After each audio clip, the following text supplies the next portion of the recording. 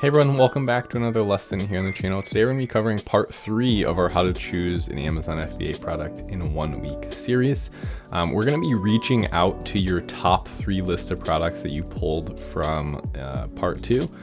You should have gotten a list of products in part 1, part 2, analyzed them, picked the top 3, and now we're here in part 3 and we're going to be comparing them against each other. I'm going to be talking about some variables you should be looking out for, and then heading over to Alibaba and talking about what you should be doing there as well. So let's get into it. All right, so we are literally just picking up right where we left off in the part 2 video. Now what I want you to do, hopefully you should have a top 3. So when you come to your keyword list, maybe you negated all of this. Okay, here's your top 3, there's your list. Now, once you have these 3 best ideas that most meet the criteria we covered in the part 2 video, you want to kind of keep a list of 3 instead of 1 because variables are going to change, right? Profit margins will be different. Things will be easier to source. Other things will be harder to source. Things might have longer lead times. Those are all things you want to take into consideration. So what we're going to do is we're actually going to come over to Alibaba and we're going to search all of those.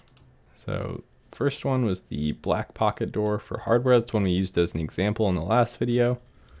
We're going to search our craft tray. And we're going to search our undermount sink brackets. Now we haven't covered either of these. That's okay. So great starting place for this is to know what you want before you come to Alibaba. Okay. So the differentiation, reading reviews, going onto platforms like Etsy or Pinterest and figuring out what your ideas are for that product. Figure out what you want before you come here, but also keep an open mind. Know that I need to have a product that is basically hides into the wall and it's indented and it is black. That's my criteria. But other than that, I'm open to seeing what's on here. And keep in mind that you're looking for something unique. You don't want to sell a product that's already on Amazon. If you are selling something that's already on Amazon, do it in a way that's unique. Add something to yours, add a variation, add a different color, bundle something with it. Make sure that you have a different listing and different offering altogether. So what you would ideally want to do, I'm going to give you some Alibaba tips here. The first thing that we're going to do is we're going to look at the search term and just try and see which products are relevant. If you're not having any lucks, if you're not having any luck with plural, if you're not having any luck with finding what you're looking for under the products tab, go over to the suppliers tab and try and hit search. That's going to give you the top 3 options from each supplier, or maybe just in this case, top 1.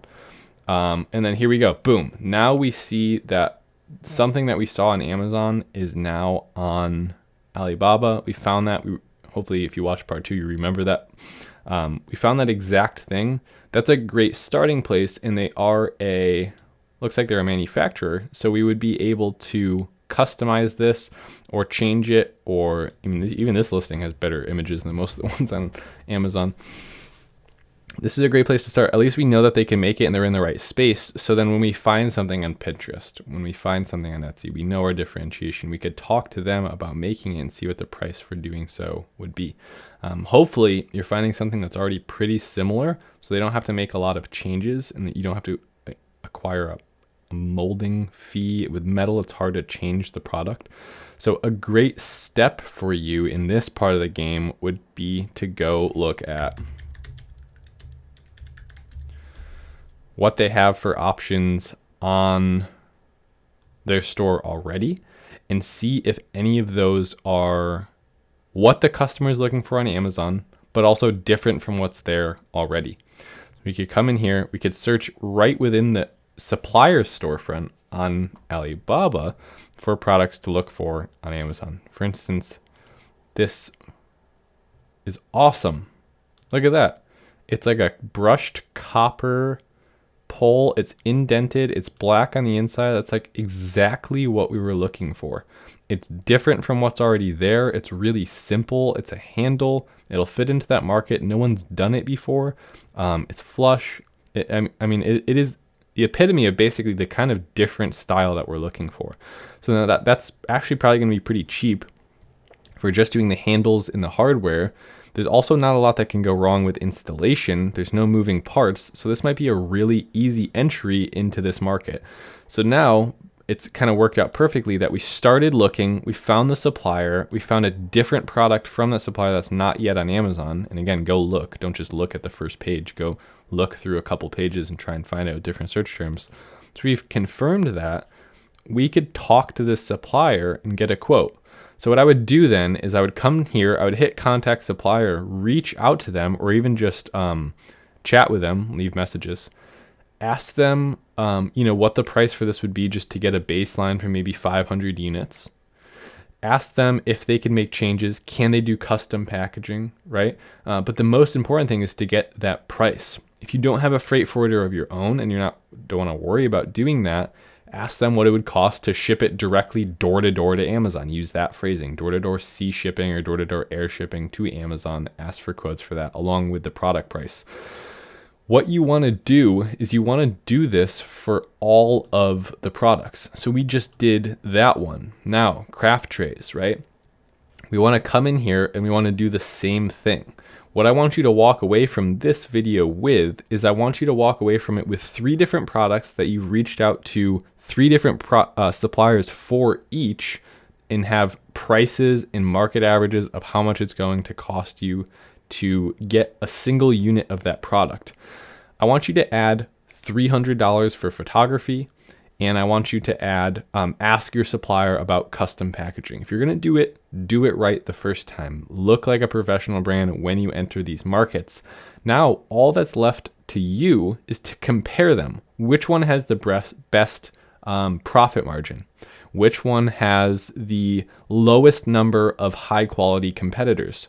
Which one am I going to be able to keep in stock? Okay, think about all those variables when we go back to Amazon with the supplier information now and add that to your analyzation of the market. Now you know the specific prices. I want to leave you with this.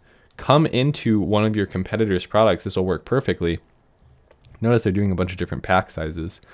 Go into the profitability calculator, and instead of estimated freight costs, just take in your all-in cost, including shipping, and put it right there.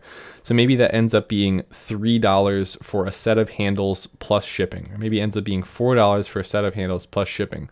Look at your margins, look at your net, and figure out your price point and what you can sell for, and then compare that amongst your top 3 products. We go, okay, the black handles has a 25% profit margin.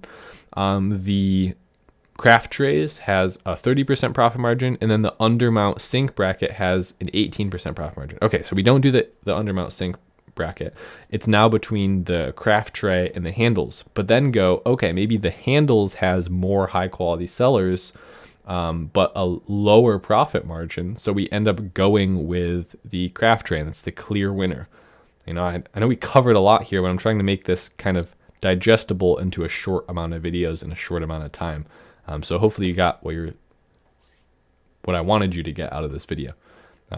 How to find the product, part 1. Part 2, we covered analyzing that list, getting it down to a small number of products. And then this one, reaching out to suppliers, what you should be asking for, and then making that final comparison amongst those products. Now it's up to you to say yes to one of them and move forward with it. And that decision is out of my hands. So hopefully you enjoyed this 3-part series. Let me know in the comments down below if you would be interested in more series like this one, where I'm assigning tasks. Just let me know overall what you thought. Be sure to subscribe down below so you don't miss videos like this one in the future, or series like this one in the future. And leave a thumbs up so I know that you enjoyed the series. Other than that, I'll see you in the next one. Thanks so much. Later.